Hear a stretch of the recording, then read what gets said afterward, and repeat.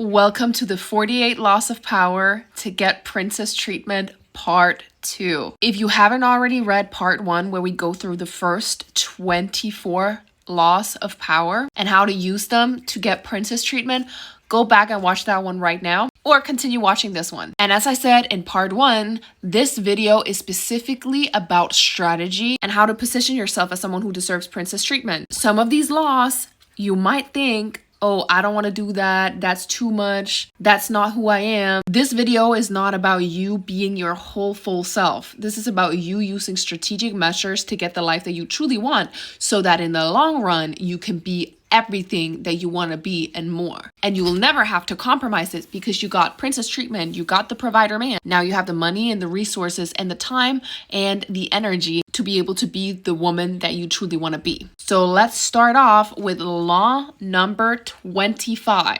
Recreate yourself. When it comes to you getting princess treatment, it is very, very important that you create an alter ego. And I'm not saying you have to create a persona that is completely different from who you are, and that you have to run around feeling like you're wearing a mask all the time. But a lot of the time when it comes to us manifesting the lives that we truly want, the person who's actually sabotaging us from becoming who we're truly meant to be is ourselves. It's because we're not ready to step into the version of ourselves we want to be. This is why it's very important that you step into recreating yourself. One thing you can sit down and do is write the things that you want in your life. If you want to be the type of woman who's taken care of, who has nice designer bags, who has her nails, her hair done, and she doesn't have to worry about bills, she doesn't have to worry about anything but being her best self, what does that woman do on a regular basis? How does that woman carry herself? Because I'm sure that this woman does not carry herself in a way that's self-deprecating, that puts herself down, that's on some I don't deserve anything. And sometimes it's hard stepping from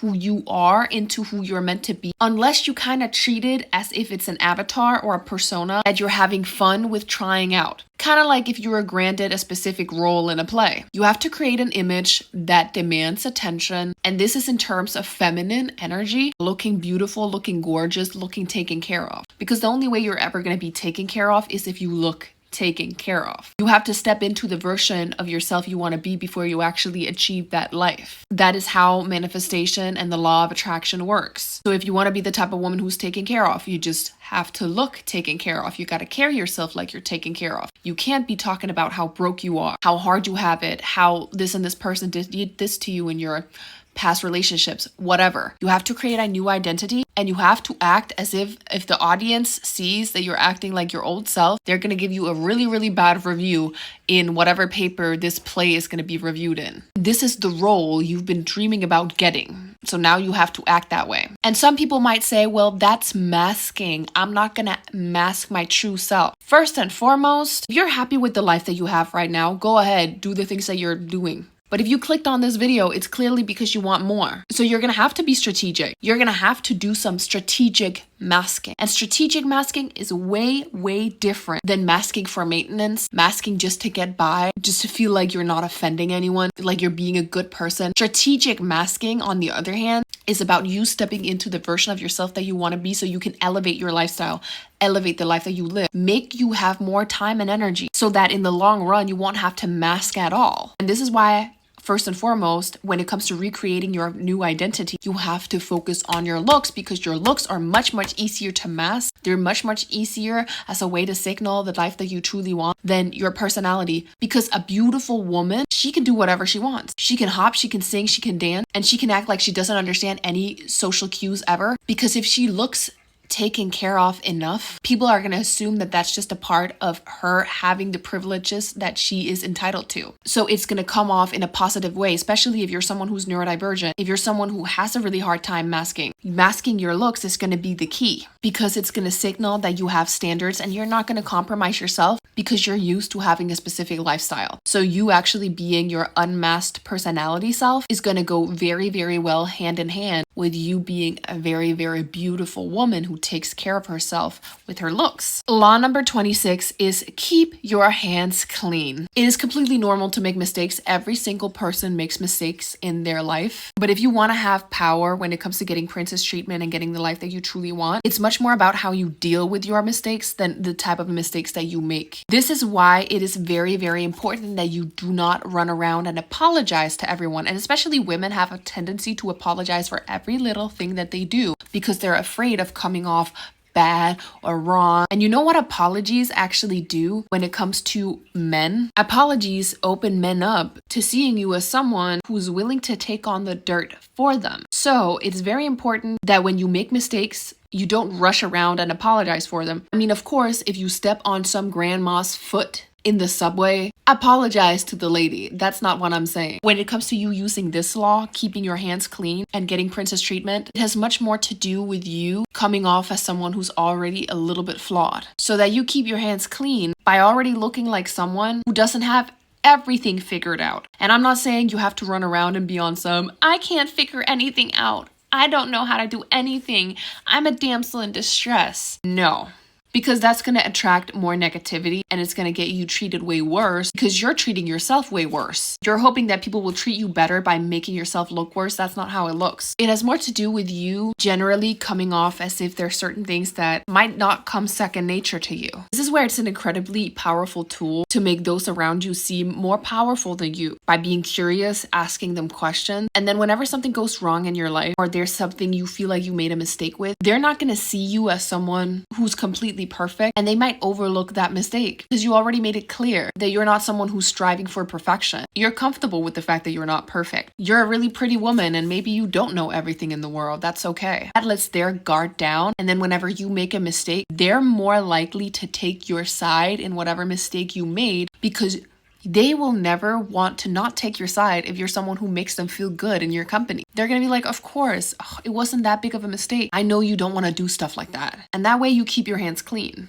Law number 27 is play on people's need to believe to create a cult-like following. And you might think, how can I apply that to getting princess treatment? Well, let me tell you this. You have to make people believe in the idealism of your femininity. This is why it's so important, as I've said before, and I'm going to say it again, that you take care of your looks and you nurture the way that your femininity is expressed outwardly, physically. Because men are more willing to want to take care of a woman if he can see that the embodiments of the femininity that she talks about or the values that you want in your life are already there. They will fight so much for you if you come across as someone who's openly, honestly feminine. They need to believe fully and wholeheartedly that your femininity is a strength, that you need protection. You need them to believe in the power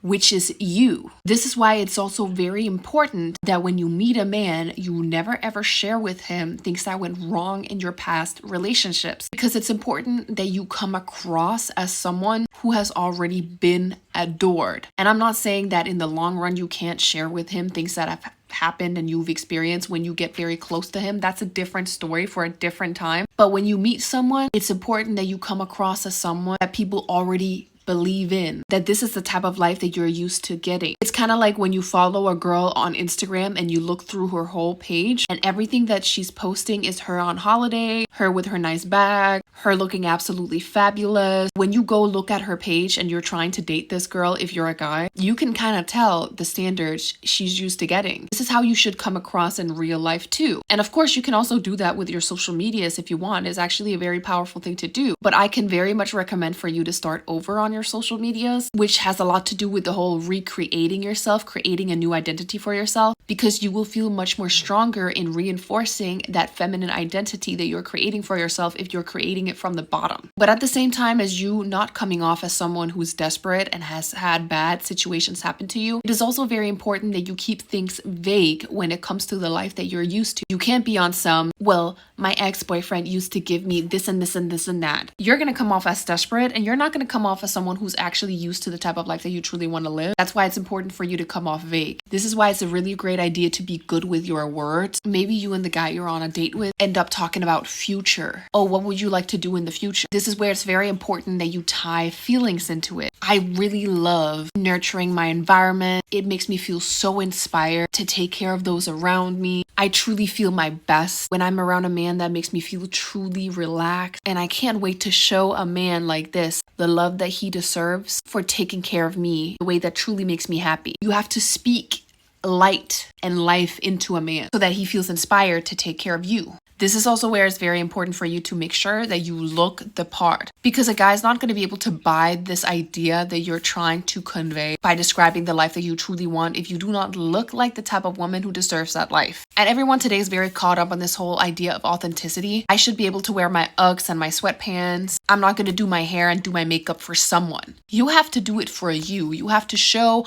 the world effort because you show yourself effort. It has nothing to do with doing it for other people. It has something to do with you doing it for you, for the life that you truly want to live. You got to make yourself look like someone who already has a snippet of the life that you truly want to live, because a man's not going to want to give that to you if you're already not looking like someone who has it. If you're the type of woman who wants to have your nails get done by a man, your hair done by a man, like a man takes care of it, have money for shopping from a man, you cannot show up to a date with nails that don't look good, hair that doesn't look good, makeup that doesn't look good, clothes that don't look good. Because that's not him buying into the idea. You have to be the idea. He's going to think of you as a charity case. If you're like, I want my nails done, I want my hair done, he's going to be like, oh, you've never had them done. You're a charity case. That's not speaking to his self-interest. It's going to make him feel like he's doing charity for you. This is why it's also very important that you do not talk about how broke you are around a man when you're on a date with him, when you already have your nails done, your hair done, nice clothes, as a way for him to get to spend money on you. He's going to be like, what man already took care of this? And he's not going to pin you down as the type of woman who's worthy taken care of in the long run. You're just going to come off as a type of woman who wants things done quick, done now, and who's looking like she takes advantage of men. This is why you have to keep your words great and grand about the life that you want, the life that you're used to, the things that you love in your life. Speak love into the conversation. What do you like? What do you adore? What do you spend time on? And then look like someone who lives that life. You don't have to look like you wear diamonds if you want to have diamonds in the long run. Just make sure you're done up. Make sure you look nice. Make sure you're taken care of. And that man will be like, I'm inspired to take care of this woman because I can see how much she takes care of herself without having a strong man like me by her side. So imagine how much good I can do for her, how much more beautiful this woman is going to become. Which is why it doesn't work to look all scrubby and scruffy on a date with a guy for him to think that you need love. Men don't think of the potential unless the potential is already like 80% there, because the 20% extra is him filling it in with his ego on some, if I could provide this for her, imagine how much better we would look together, which is not even a bad thing necessarily. It just means he sees you as an asset. He sees you as someone he wants around, especially if he's a good man. If he's not a good man, he's going to see you as someone he wants to bring down. How much can I take her down from this pedestal that she's created for herself? Which is why it's very important that you speak love into the conversation. You speak positivity. You speak everything that you have, that you like, that you focus on the things that you really hold dear. Positivity. Because insecure men are literally allergic to positivity. And if you keep on that level, he's going to be scared away. Generally, you're not even going to end up on dates with these guys because they're going to be too intimidated. And that's a way of protecting yourself. Law number 28 is enter action with boldness. When it comes to you getting princess treatment from the world and from everyone around you, whatever it is you truly want in your life, you have to be bold. Because if you are very, very bold looking, if you come off as someone who is very bold and set standards high, then whatever mistakes, small things that come along the way are going to be overlooked because you entered with boldness. This is why you got to make yourself look that extra bit good. This is why you can't just wear baggy jeans that have just been hanging in your closet for a long time and they're kind of dirty, with some sneakers and just a plain top and just a little bit of makeup. And I'm not saying you have to wear a lot of makeup, but you have to come off as if you are very, very bold. You have to have audacity to be someone who is more, because that's how you get more. And I'm not saying you have to wear an outfit that looks like it's from RuPaul's Drag Race, but you have to come off as if you're a little more bold than basic. It's kind of like 70-30, 60-40. 60% bold, 40% predictable. You have to look feminine. You have to look taken care of. You have to put effort into yourself. That's the 40%. And then the 60%, aka your personality. And then the little extra things that make you you. Maybe you like to wear bold accessories. Maybe you're really bubbly. Maybe you love to sing. You love to dance. You have to take your personality and then tune it up like 200% while still mixing it with the feminine avatar that you have created. Because it's always way better for you to come out as someone who is a little too much than someone who's a little too little. Because when it comes to you getting princess treatment from the world, you have to be remembered. And when it comes to getting princess treatment in today's age,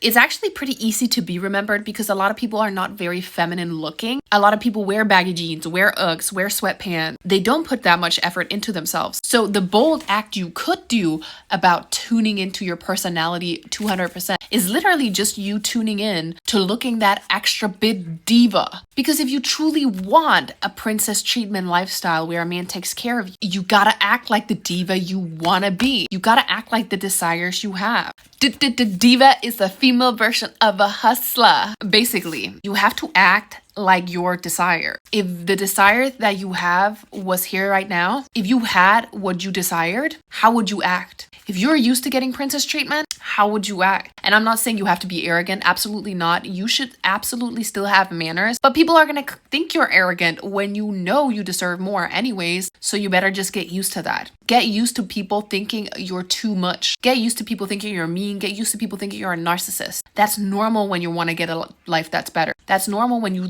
know that you deserve more. You gotta enter action with boldness. You gotta have the audacity to show up as the person who already has the life that she desires. Make sure you focus on your femininity. Wearing a lot of pink is a really good idea because that clearly signals that you're girly. And in a world that's very masculine, being very feminine is very, very, very bold. Being soft, being someone who wants a soft life is very, very bold. So you don't even have to go crazy. It's not like some crazy thing you have to do with interaction with boldness. You just standing behind the life that you truly want is bold enough. If you tune into your personality for the rest of it, like I like to sing, I like to dance, especially when you're a neurodivergent and you have special interests, that boldness is going to carry you and it's going to make it clear that that's who you are. And people are going to really not think too much about the small mistakes you make because they're going to look at you, they're going to be like, oh, she's pretty bold. I take martial arts classes myself, and believe me, when I go to my martial arts classes, I am usually the only girl.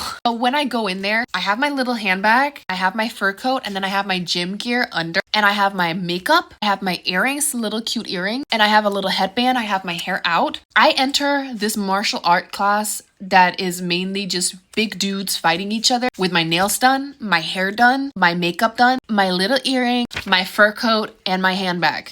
And I still try to kick as much butt as I possibly can, but it's just more about the signal of just I'm standing by who I am even if I'm doing this class. And that's a really good example of interaction with boldness. Because every time I leave that class, it's like, okay, here are the big tough dudes, and then there's tiny me with my makeup and nail and my fur coat. You have to be able to take up space even in an environment where you might not think that you are suited to be in, especially when you're feminine, because actually those environments are the ones that embrace your femininity more than anything. Law number 29 is plan all the way to the end. And this law has everything to do with you making sure that you plan out what you truly want in your life. Start thinking about the material things, the lifestyle, everything that you truly want. You have to let yourself dream, because the only way you will ever be able to get the things that you truly want is if you let yourself know, your body, your intuition, that it is safe for you to dream. Your dreams can't become reality if you do not let yourself dream at all. Then that's literally you suppressing your desire. And how do you think your dreams are ever going to be realized how you truly want them if you do not know how to truly visualize them?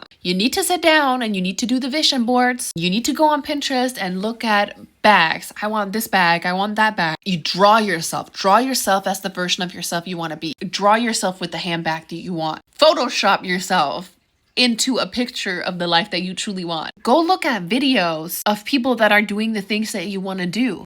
holiday destinations, day in the life of a stay-at-home mom, whatever it is that you truly want in your life, you go and watch content about that, because that way it makes it clear to your brain and your intuition, okay, it is safe to dream. And this reality can become my reality. And then you actually start speeding up the process of getting there. But you have to plan for what you truly want. And a lot of people are very scared of planning for what they truly want because they're afraid of disappointing themselves, so they don't let themselves dream. But that's actually what keeps them from actually getting their true life, the life that they deserve, the life that they want to live. Because if you do not let yourself dream, you'll never get what you dream of because you didn't dream. So there's nothing.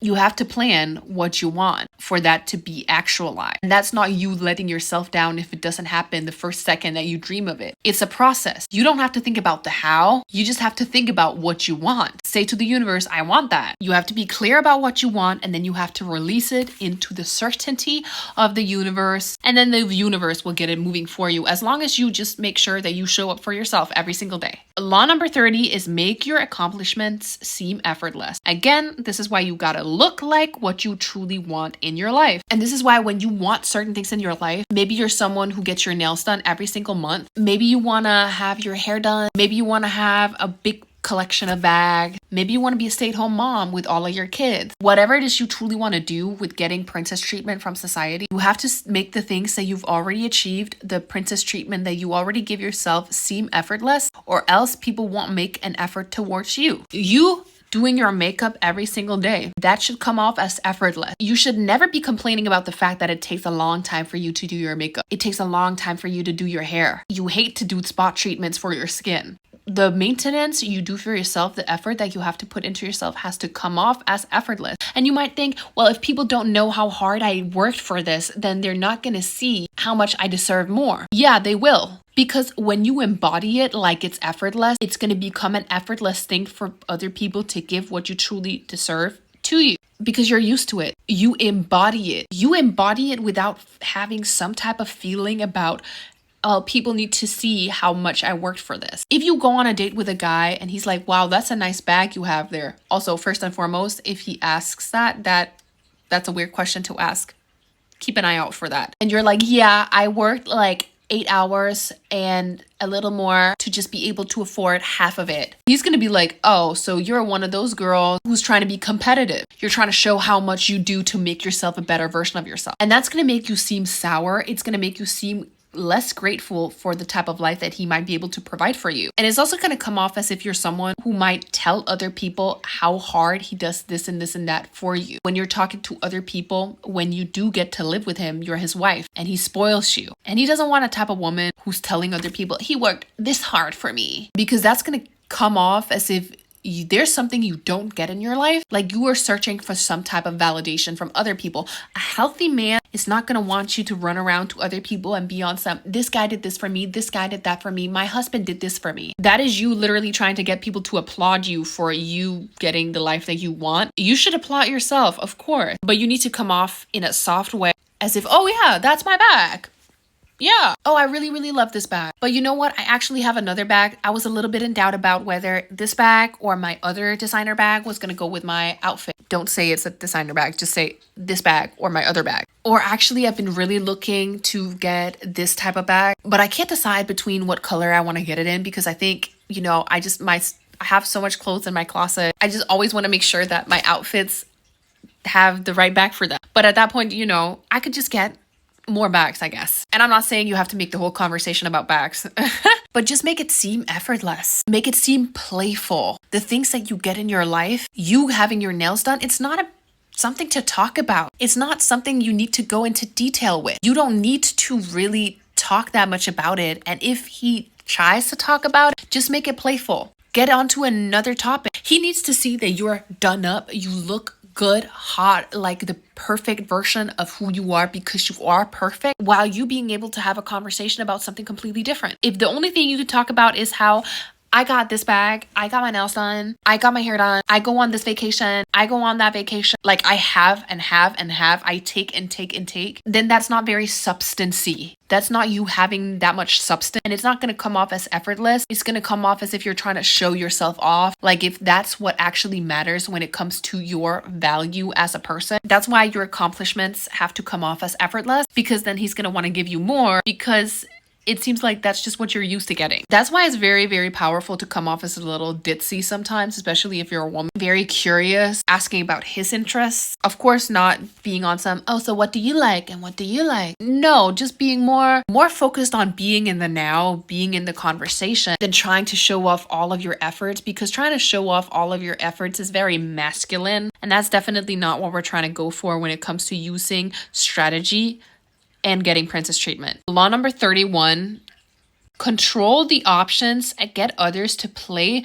with the cards you deal. When it comes to you getting princess treatment, it has to come off as if princess treatment is the only option. And of course, within the option of giving you princess treatment, which is the only option, there are different ways of giving you princess treatment. When a guy is asking you out on a date, this is where you have to use words like options, freedom, choice. You have to give men in your life or people, the world, when it comes to you getting princess treatment, options, so they feel like them giving you princess treatment, actually giving you what you truly want, is their idea, because you presented them with a choice, with the freedom to choose and control the narrative. While in reality, you're actually the one controlling the narrative, because you were the one who came up with the different choices. And both of these things lead to you getting princess treatment, but when you get others to pick or give them the freedom, the choices, the option, then they come off as powerful. And then they think that they're the one in control. And that's very, very important when it comes to you being a woman, a feminine woman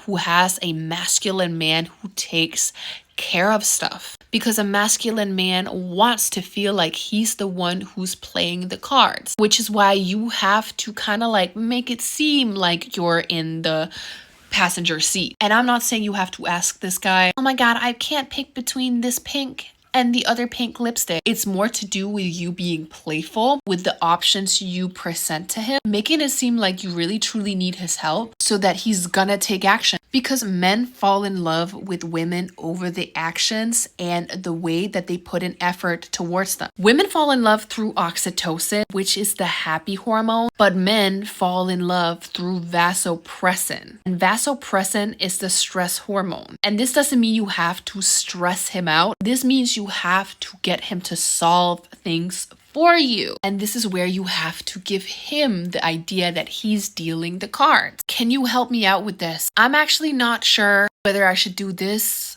or do that. Which option do you think is best? I feel like you're really, really good at making these choices. That's a way to put it. This is also a really, really great way to motivate a man to step into his masculine role. Be cautious, because not every single man is gonna be able to step into this role. So only do it with men that are actually someone who already take action towards you and give you princess treatment to a certain level. Inspire him by giving him the freedom of option, by painting a picture of the life that he could live if he made certain choices. Maybe you ask him, if you had $1 million right now, babe, would you rather go to Thailand or Hawaii? He might say, why are you asking that? Oh, I was just really thinking about how fun it would be to go on vacation, but I can't figure out which one would be nicer. What do you think? Which place would you want to go? Get him engaged in the process of him feeling like he makes choices. And of course, make these choices that always leads to you getting a better life. You can use them to inspire him. And inspiration is such a key thing when it comes to you getting princess treatment. You're secretly the one who controls the outcome, but he feels the freedom of what it means to get what he wants. So you both get something out of it.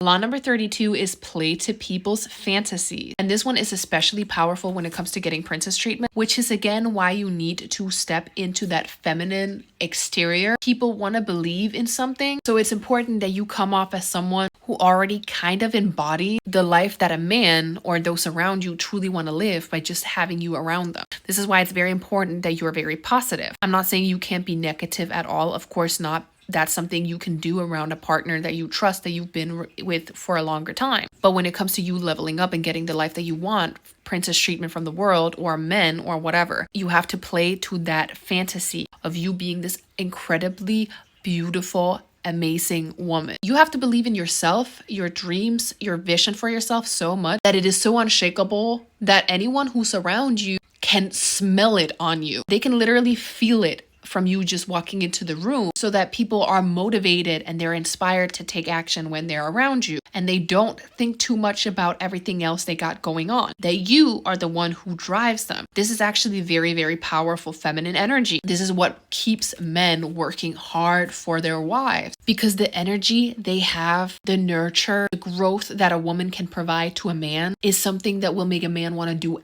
anything for a woman. And that's why it's so important to tap into. Law number 33 is discover each man's thumbscrew, which is essentially find people's weaknesses. This is where you have to get very, very good at psychology and being able to read people, which is something that a lot of neurodivergent people are actually very good at. And I'm not saying you have to be manipulative to figure out what people's weaknesses are. You just have to be vigilant and figure out what gaps in people you need to be filling in order for them to be able to give you the princess treatment you deserve. People are different. Some people want companionship. Some people want motivation. Most men in general want that feminine nurture that they don't get from society in general, but different men want it in different ways, and some men want it differently on different days. And this is not you bowing down to a man and doing whatever he wants. This is you just being attentive to the role that you would potentially fill if you were this person's partner, because no person is ever going to be perfect, and that doesn't mean that they're bad. That doesn't mean that they can't give you the life that you truly deserve. That just means that you have to be vigilant the way that you approach a man and how you speak motivation into him, because different men